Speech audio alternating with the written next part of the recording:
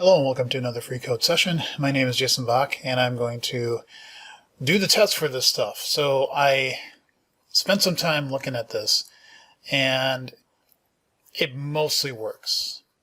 I'll explain what I mean by that in a moment.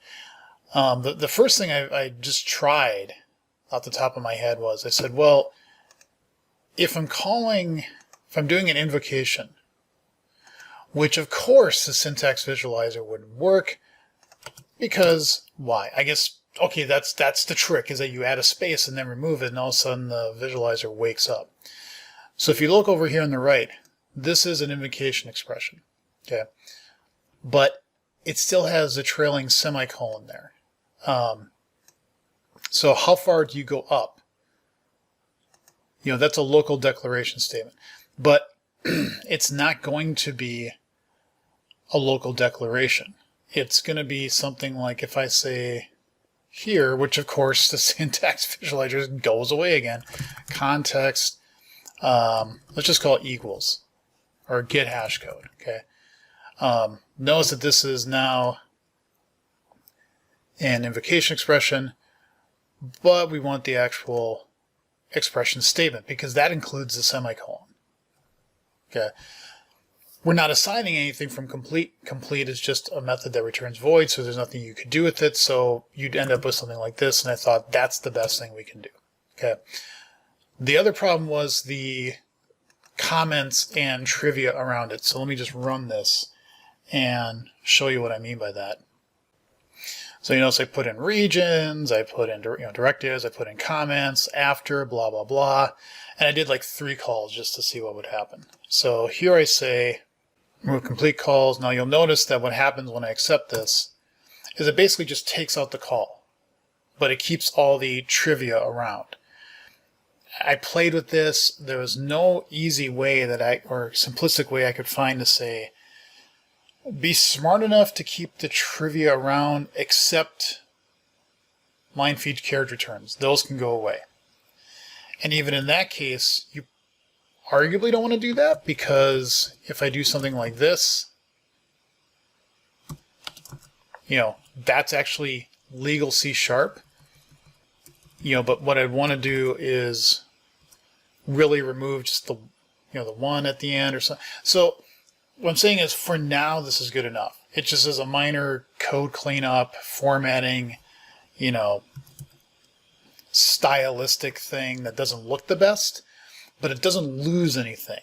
If I was doing other ways to do it, it would actually clean it up, but then I would lose like the trailing trivia here, and that would go away, and I do not want to do that. I don't want to lose any comments or anything like that. So I have put out something on the Gitter channel, the .NET Roslyn Gitter channel, and just to see if somebody's got any ideas as to how to do that I don't know of. But for now, I'm going to just leave it this way because it does accomplish the task of getting rid of any complete calls. And realistically, all somebody would really do is right at the end is do that, okay? And then you'd remove it and you'd have like one space at the end. I mean, yeah, I'd say in the most cases, that's what you're going to run into, and you'd probably want to remove the trailing trivia. But I don't want to assume that, so for now we're going to keep it this way. That didn't remove the... Yeah, I kept it. Okay. So that's good. So what I'm going to do now is write the tests for both the analyzer and the code fix. So let's just clear all that out. Let's come up here and say is that, get rid of that. I don't know why sometimes it does like the temporary files. It's a little concerning because I'm like, it's something with my hard drive. Is it something with the computer that it's like being weird? But I don't know. I'm just here.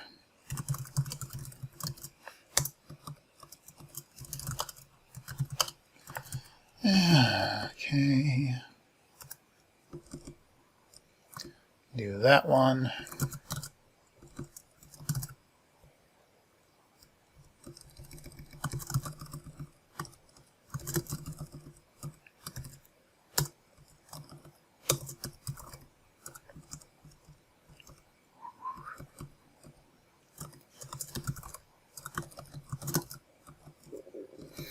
Okay, now I need to say where it's not a business rule.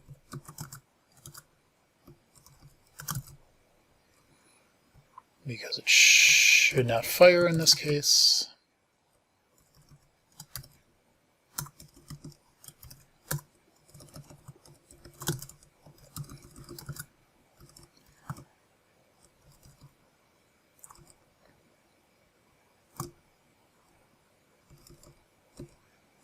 I think that's probably good, because what we want is to say is a business rule and does not call complete. Because we're going to say we're business rule async task, which we now need to say using system threading tasks.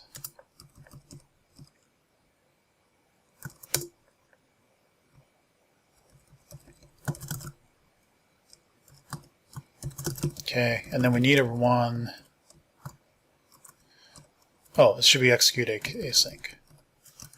Why can't it just put in, let me write the code as a string just to give me all the C# formatting goodness? You do that? No. Would you? No. And calls complete. So now in this case, we do have the problem.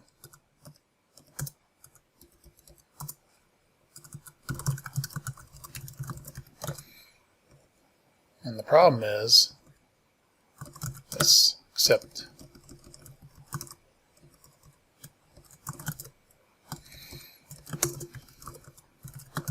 run all the tests, and we'll see what we see.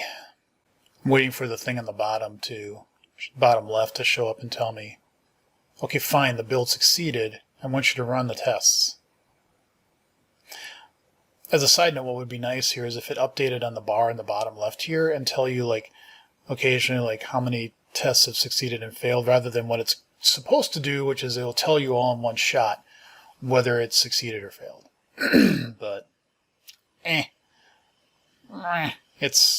is what it. I know it's running because my fan is kicked in, so the tests are running. I see green, 2 failed. Okay. Why did they fail? Yep. Because I didn't put in the right commentary.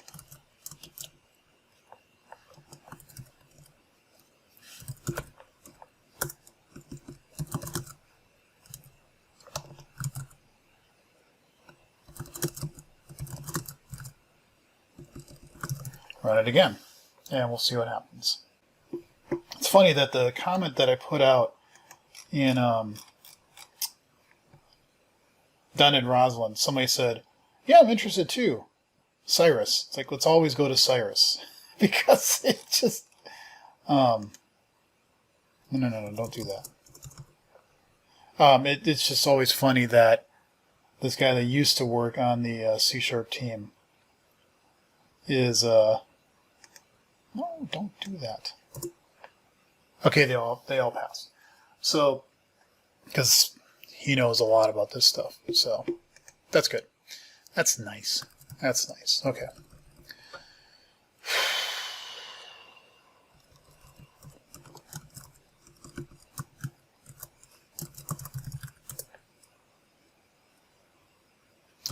We're going to do it the other way.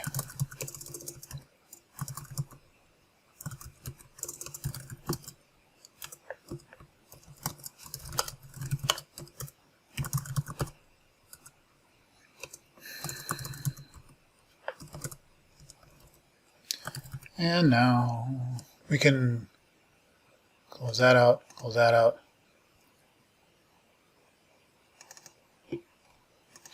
Do the verify with all the things and stuff.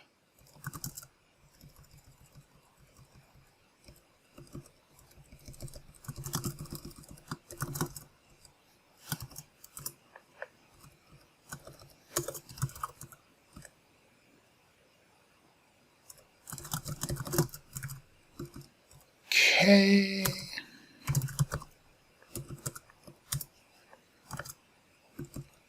Verify get fixes. And this is something that I definitely need to clean up because I do not like the way I'm doing the tests here. It's pretty bad.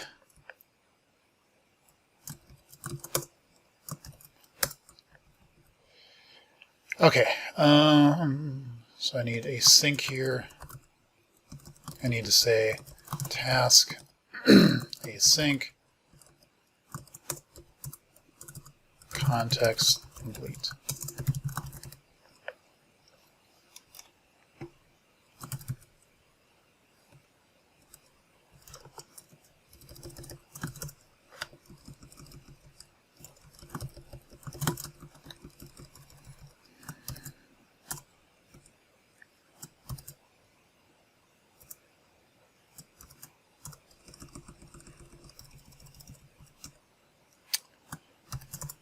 Yep, that's got to change.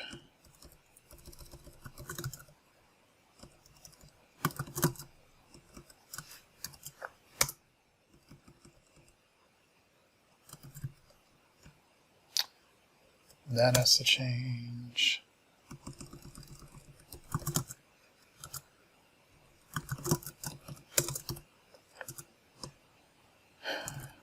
Now this should fail.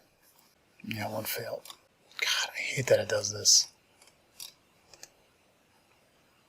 Okay, let's go into here. Put a breakpoint there. Back out here. Run it under the debugger. Changes. We got 2 changes. So it's probably removing that and that because it removed. Yeah, sure. It's not really what I'm hoping for, but this is really where I got to change how this test is doing its stuff.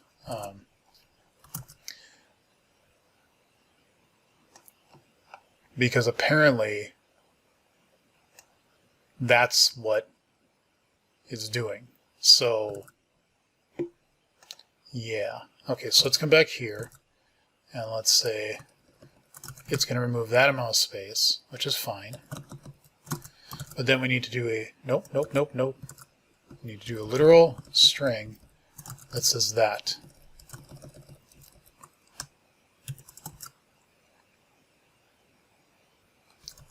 Let's see what that does. Yeah. Nah. Not the prettiest thing in the world, but let's make sure it does everything I thought it should. Okay.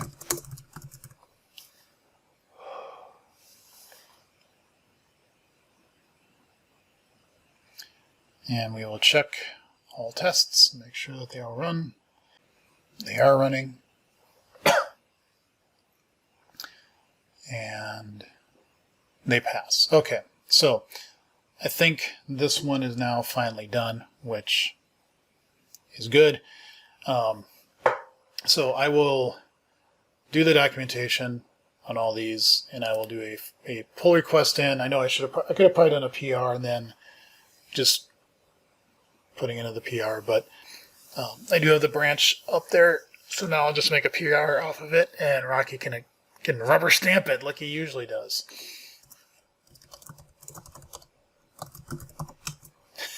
Just see if he would have. I'm not going to do. So yeah, this one's going to be a shorter episode because I'm not going to do anything else. I might change the code fix if somebody comes back later and says, hey, you should do it this way. And that's fine, but for now I'm just going to leave it as is. I do need to fix how I'm doing the code fix changing of the text. It just feels odd the way I'm doing it, but I think the reason why I was doing it the way I've been doing it is because the actual underlying engine will sometimes change from version to version, or at least I think it did. And so if I was getting exact results saying the span is from here to here and here's the text, the span is from here to here and it does the text, sometimes when you would move to a different version, you wouldn't get the same results, or the span would be off a little bit, and then you'd have to go through and change everything again, which is kind of annoying. But I think it's worse the way it is right now. It's not truly finding what it should. So I need to go through and basically go through all the tests everywhere where it's being called and just find exactly what the span in the text is and say that's what should be changed, and to be completely precise on it. So I will do that later. And then I'm going to, off of my list, I think what I'm going to move to next is go back to editor config generator. There's some things I want to do with adding like styling. I think you can put in, do I want to use a leading underscore for fields or do I not? And that was always confusing to me, but I looked at the Roslyn editor config file and they have some of those in there. So I'm going to look back and say, okay, that's how you describe that scenario. So if I can describe that in my editor config generator, do one of those, then I can start putting in more of those, I think. And there's still a bug in there that Oren Avadny found. It's not a bug, it's just there's like a third value you can put on one that I'm not supporting, so I need to put that in there. But then there's also the whole statistics thing. I want to put that in there, which is, okay, I can generate a config file, but I'm also going to give you the statistics, or maybe I make it so that I give you the statistics, but I don't actually generate the config file. That might be an option too. But the point is to spit out the statistics that I generate, because let's say, for example, like the var one, is it like 99% of the time you are doing var, or is it like 55%? So from a statistical standpoint, it wins because it's more, but is that what you're really consistently doing in the code? Now, I don't know if I can do these I can give the statistics for all of it. Like even tabs and spaces, I think I can give the statistics on what I found more one over the other. The next step I'd want to go to is say, where did I find this? So if people want to really look in and say, where are the cases of all these happening? I could do that. That could get quite large though. That could actually become almost overwhelming. So I might put that in my backlog if that's ever needed, because I think I could capture that, but that will create a lot of memory. That will create a lot of, occurrences of that stuff happening. And I want to do that in an efficient, do it as efficiently as I possibly could. But that I think might be going a little bit too far. But I could also see it being asked as a feature. So I'll put that in as a backlog. So that's another thing I want to generate, is to say, well, how consistent are you on your style? So, because people could generate the file, but then realize there's so much inconsistency in their code. So that gives you an indication as to, well, how consistent is the style that I've just generated? So that'll be something I'm going to move to next, because I need to get off of these analyzer things from all the videos I've been doing. I think it's like the vast majority of stuff I've been doing for a while. And I got to mix it up. So the plan is, off camera, I'm going to do the documentation on these. I am going to commit it to PR. And then in the next episode, even if I do the things with the code fix stuff, that's going to be a lot of just run it, get the changes, put it in the test, and make sure. That would be really boring to watch. So I think what I'm going to do is, the next video is focus exclusively on editor config generator stuff. So that's all I'm going to do in this episode. Thank you all for watching. Leave comments and questions below. See you in the next episode.